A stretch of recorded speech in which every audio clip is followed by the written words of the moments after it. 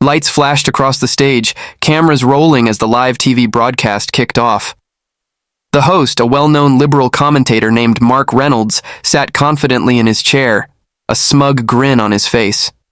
He had invited Carrie Underwood onto his show, expecting an easy interview where he could push his usual agenda. What he didn't expect was to be completely outmatched by the country music superstar in a way that would leave the audience in stitches. Carrie Underwood, dressed in an elegant but casual outfit, smiled warmly as she sat across from him. She knew the game he was about to play. She had seen him do it with others before. But tonight, she wasn't about to let him get away with it. "Carrie, it's great to have you here," Mark began smoothly, folding his hands as he leaned forward. "You've had an incredible career, millions of albums sold, countless awards, but I have to ask, do you ever feel guilty about the kind of audience you cater to?" Carrie raised an eyebrow. "Guilty? About what exactly?" she asked, tilting her head slightly. Mark chuckled, as if amused. "Well, let's be honest. Country music is overwhelmingly popular with conservative audiences, rural folks, middle America, people who aren't exactly known for their progressive views. Do you ever worry that your music is, in a way, reinforcing outdated values?" The audience murmured, some shifting in their seats. Carrie, however, remained unfazed. She let out a small laugh before responding. "Mark, let me make sure I understand. Are you saying that because my audience includes a lot of hardworking, family-loving, God-fearing Americans, I should feel guilty?" The host's grin wavered slightly. "I just mean, well, you've got a massive platform. Do you think you should use it to push for more, modern ideas?" Carrie leaned back, crossing her legs. "I use my platform for what I believe in, and last time I checked, things like faith, family, and loving your country weren't outdated values. They're timeless." The audience erupted into applause, forcing Mark to pause. He wasn't used to losing control of an interview this quickly. Of course," he said, waving his hands to settle the noise. "But wouldn't you agree that some of your songs, especially the ones about faith, might alienate certain listeners? I mean, in today's world, don't you think it's important to be more inclusive?" Carrie smiled sweetly. "You mean like the way Hollywood and the music industry are always so inclusive of people with my values?" The crowd cheered again, and Mark shifted uncomfortably in his chair. "Well, I just mean that—" Carrie didn't let him finish. "Mark, I think what you're trying to say is that you want people like me to change what we stand for to fit a certain narrative. But let me tell you something. If I changed who I was to make a few people happy, I wouldn't be where I am today." The audience roared with approval. Mark tried to regain his footing, but the damage was done. He was visibly flustered, and for the first time in a long while, he had no clever comeback. The interview continued, but the momentum was fully in Carrie's favor. Every attempt Mark made to box her into a corner was effortlessly flipped back on him, leaving him scrambling for words while Carrie remained calm, confident, and hilariously sharp. By the end of the segment, social media was already lighting up with clips of the exchange, with fans celebrating how Carrie Underwood had completely dismantled yet another attempt to shame her for standing by her beliefs. And as the cameras cut, one thing was clear. Mark Reynolds had just learned a valuable lesson. Never underestimate a country girl who knows exactly who she is. Mark forced a laugh, trying to regain his composure. "Well, Carrie, you're certainly passionate about your beliefs, but don't you think that sometimes faith and politics get too intertwined? I mean, we're seeing more and more artists stay out of controversial topics, but you seem to lean right into them." Carrie smirked. "Oh, you mean like when Hollywood celebrities constantly push their political opinions? Or when musicians use award shows to make political speeches? Funny, I don't see you telling them to stay out of it." The audience erupted once again, and Mark's smile faltered. He shifted in his seat, clearly thrown off. That's different. They're standing up for progress and inclusivity." Carrie cut him off, still smiling. "So, if I speak about my faith and my love for this country, it's controversial. But if someone else pushes a political message that fits a certain agenda, it's called progress?" She shook her head. That's not fairness, Mark. That's hypocrisy. The audience roared with applause. Some even stood up, clapping enthusiastically. The camera crew struggled to maintain order as Mark ran a hand through his hair, visibly uncomfortable. He hadn't expected this. He thought Carrie would be an easy target, someone who would hesitate, backpedal, or try to avoid confrontation. But instead, she was owning the conversation. Look, I'm just saying, Mark tried again, that artists have a responsibility to be mindful of the messages they send. Carrie nodded. I completely agree. That's why I make sure my message is one of strength, faith, and standing up for what you believe in, even when it's unpopular. The audience cheered once more. At this point, Mark was running out of ways to twist the conversation in his favor. His frustration started to show as he leaned forward, trying to regain some control. But Carrie, he said, his voice sharper now, don't you worry that taking a stand like this might alienate some of your fans? The industry is changing, and country music is evolving. Carrie didn't flinch. Mark, let me tell you something. My fans aren't just fans. They're family. They've supported me because I've stayed true to myself, not because I tried to fit into some mold that people like you want to create. The crowd clapped and whistled. Mark sighed, realizing that he was fighting a losing battle. His usual tactics of shaming, pressuring, and twisting words weren't working. Carrie Underwood was simply too smart, too confident, and too unbothered by his attempts to make her feel guilty for being who she was. All right, he finally said, raising his hands in surrender. You're clearly not backing down. Carrie grinned. Why would I? I love what I do, and I love the people who support me, and I'll never apologize for that. The audience gave a standing ovation. Mark chuckled nervously, knowing that this interview was going to go viral, but not for the reasons he had hoped. As the segment ended, Carrie stood up, shook Mark's hand with a polite smile, and walked off stage with her head held high. Meanwhile, Mark sat there realizing he had just been utterly and hilariously outmatched on live television. And the internet? Well, the internet was about to have a field day. Within minutes of the interview ending, clips started flooding social media. The internet exploded with reactions. Fans, commentators, and even celebrities chimed in. Carrie Underwood just schooled that host on his own show, one tweet read. She handled that with pure class and still left him speechless. Absolute queen, another person posted. Memes were already circulating. One showed Mark Reynolds looking dumbfounded with the caption, When you try to trap Carrie Underwood and she flips the script. Another had a picture of Carrie smiling with the words, Not today, Mark, not today. Meanwhile, the media was scrambling to spin the moment. Some left-leaning outlets tried to downplay it, calling it an intense debate rather than the clear win it was. Others outright ignored the exchange, pretending it never happened. But they couldn't stop the momentum. It was everywhere. Carrie, however, wasn't focused on the internet frenzy. She had just finished the interview, and as she walked backstage, her team was waiting for her, grinning from ear to ear. That was incredible, her manager said. You completely turned the tables on him. Carrie chuckled, shaking her head. I just told the truth. Funny how that seems to shock people these days. Her phone buzzed. Messages from friends, family, and fellow artists poured in.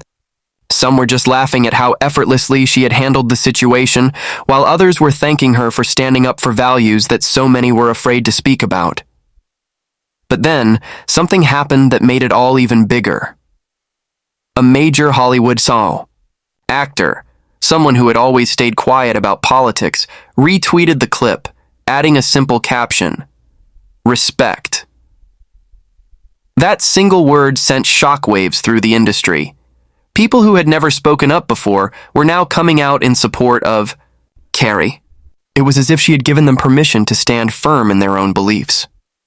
Mark Reynolds, meanwhile, was in damage control mode. His producers were frantically calling media allies, trying to spin the story. He even put out a statement saying, He respected all viewpoints and that his intention was to have a thoughtful discussion, but no one was buying it. The clip told the real story, and the internet wasn't letting it go. By the next morning, Carrie's interview was the top trending topic. News outlets that normally ignored these kinds of moments were forced to cover it. Some hosts tried to criticize her, but every time they did, more people rallied to her side. And then, the final blow came. Carrie was scheduled to perform at a major music awards show that weekend. When she walked on stage, the crowd erupted in applause, not just because of her music, but because of what she had stood for. She took the microphone, smiled, and before she started her song, she simply said, "Never be afraid to stand for what you believe in." The audience roared and social media lit up again. Mark Reynolds? Well, let's just say his show saw a significant dip in ratings that week. Meanwhile, Carrie Underwood walked away, not just as a country music star, but as a voice that couldn't be silenced. And just like that, the message was clear. You can try to corner a country girl, but don't be surprised when she walks right through it and leaves you speechless in the process. As the days passed, the impact of Carrie Underwood's interview only grew. News networks, podcasts, and YouTube channels analyzed every second of the exchange, breaking down how effortlessly she had dismantled Mark Reynolds' attempts to corner her.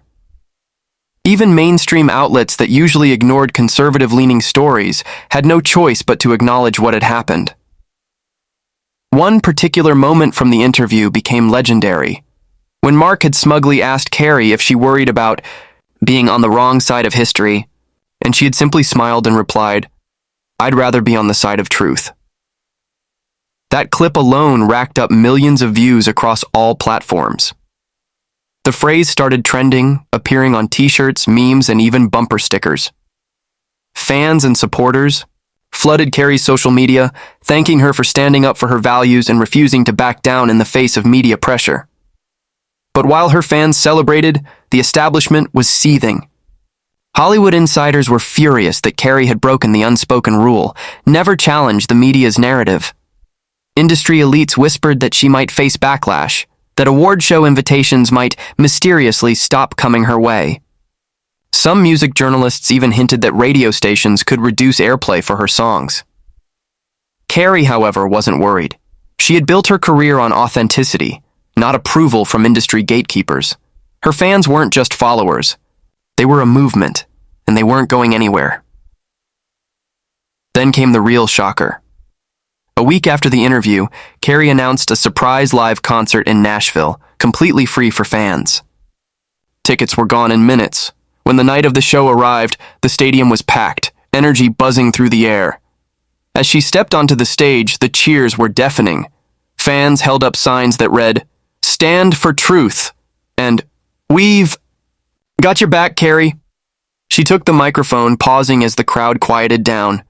Then, with a confident smile, she said, "I didn't come here to talk about politics. I came here to remind you that no matter what happens in this world, faith, family, and country will always matter." The crowd erupted again, and Carrie launched into a powerhouse performance. It was more than just a concert. It felt like a statement, a moment that reminded everyone watching that real influence doesn't come from media approval, but from staying true to who you are. Meanwhile, Mark Reynolds was nowhere to be found. His social media had gone silent, his show's ratings had taken a major hit, and sources leaked that even his own producers were questioning his approach. Some media figures tried to defend him, claiming Carrie had taken his words out of context, but it was too late. The public had already made up its mind.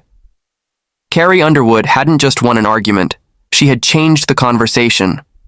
And as she sang her final song that night, the entire crowd joined in, thousands of voices rising as one. It was a message, not just to her critics, but to the world. Some voices can't be silenced, some truths can't be twisted, and some people, no matter how hard you try, will never back down. Carrie Underwood had proven that strength isn't about shouting the key loudest. Sometimes all it takes is standing firm, speaking clearly, and letting the truth do the rest. As the final notes of her song rang out across the stadium, Carrie Underwood took a deep breath, feeling the energy of the crowd wash over her. The cheers were deafening, the applause thunderous. She had just delivered one of the most powerful performances of her career, not just musically, but in spirit. Backstage, her team was buzzing with excitement. News outlets were already reporting on the concert, social media was exploding, and even some industry insiders, who had previously distanced themselves, were now reaching out, sensing the undeniable momentum behind her. Carrie wiped the sweat from her brow as she walked toward her dressing room. A stagehand handed her a phone, whispering, "You might want to see this." She glanced at the screen and raised an eyebrow. It was a clip of Mark Reynolds from a new interview, one he had clearly set up in an attempt at damage control. The host of this new interview, a more sympathetic journalist, leaned forward and asked, "Mark, you had Carrie Underwood on your show last week, and some say she completely outmatched you. Do you regret how you handled that interview?" Mark sighed dramatically, shaking his head. "I think the real issue here is how social media twists things. My goal was simply to have an open dialogue, but unfortunately, some people are just too entrenched in their views to have a real conversation."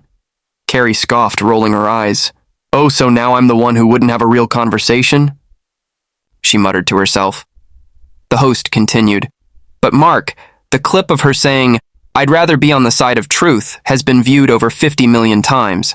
Some are calling it one of the most iconic moments in television this year." Mark forced a laugh. "Look, I don't want to dwell on it, but let's be honest. Country music fans are very loyal.